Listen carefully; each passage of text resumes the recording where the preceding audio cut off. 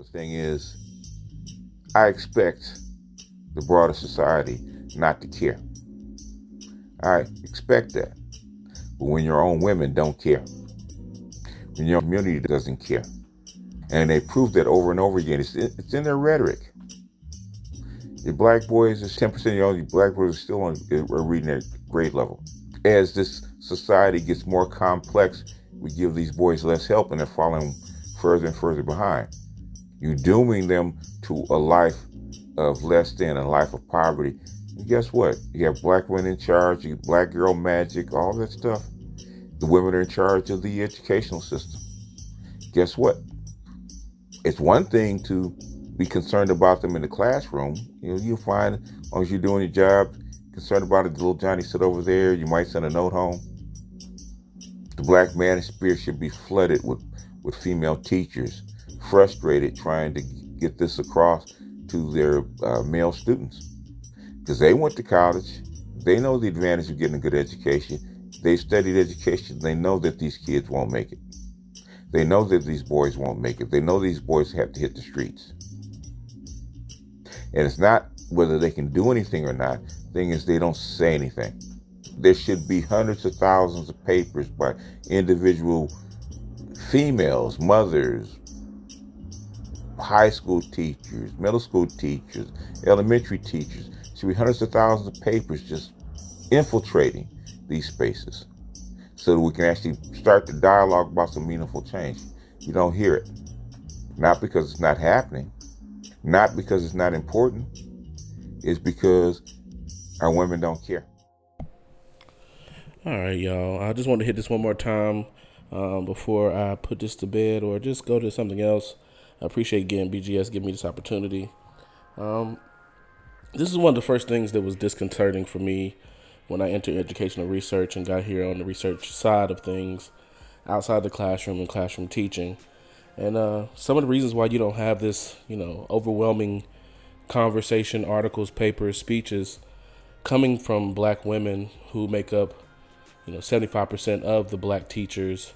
White women make up the majority of the teaching force, but you don't have a lot of, there are women in educational research who talk about, the issues of black children, particularly black boys.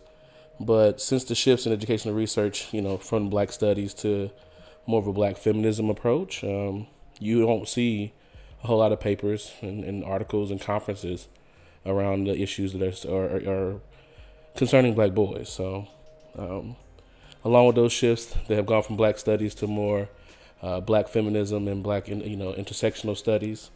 The passion for and funding for any kind of research around black boys really just dried up. It wasn't a lot of funding around for it, particularly to begin with, for people like Wanja Kunjufu and Jawaza Kunjufu and others.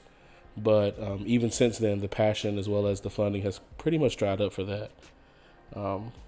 There's this assumption amongst black teachers, black women teachers, that comes from black intersexual feminism and those kind of approaches being a mainstay in your courses in the four-year institutions, colleges and universities, especially in the College of Education. There's this assumption, just like all the other boys in the classroom, other ethnic and racial identities, that these boys will have opportunities when they become men.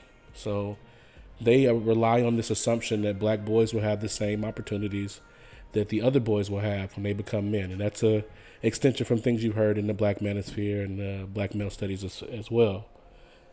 And the last point, and I'm going to end it here because I don't want to make this a long video because I've already responded to this, but this was the point that I really wanted to make sure we drove home, that it's really a product of the low boiling contempt that we have for black boys and black men. Like, there's ignoring the educational facts that are affecting black boys is a way to focus in on the girls, because there's this idea that we must save our black girls from the inevitable fate of, getting pregnant by or falling in love with a black boy who then becomes a black man. That adds to their disposability. There's this idea that while we need to save the black boys, the few that will rise are the ones that we would know who the best of them are, because they will be the black boys who are still around when this is all said and done. And the last thing I want to say is, there's this idea that, turning a blind eye to it will make it go away. This is just the way it is. And that's how our black women in educational research and our black women teachers, there's still passion there from a few of them, but there's no wide scale or social group that you're going to hear about that are going to try to focus in on this. So there's no black mothers against black boys illiteracy. There's no, as far as I know. Now I'm willing to be corrected, but there's no black boys, black mothers against black boys, and the educational debt, as Gloria Ladson Billings talks about. So it's really again it's disconcerting. It's disheartening. It was whenever I got to it in educational research, and it continues to be. But as we just pointed out, like you learn that this is reality, and that we got to do something about it. All right, you guys take it easy. Another quick hit here. Thank you, BGS, again.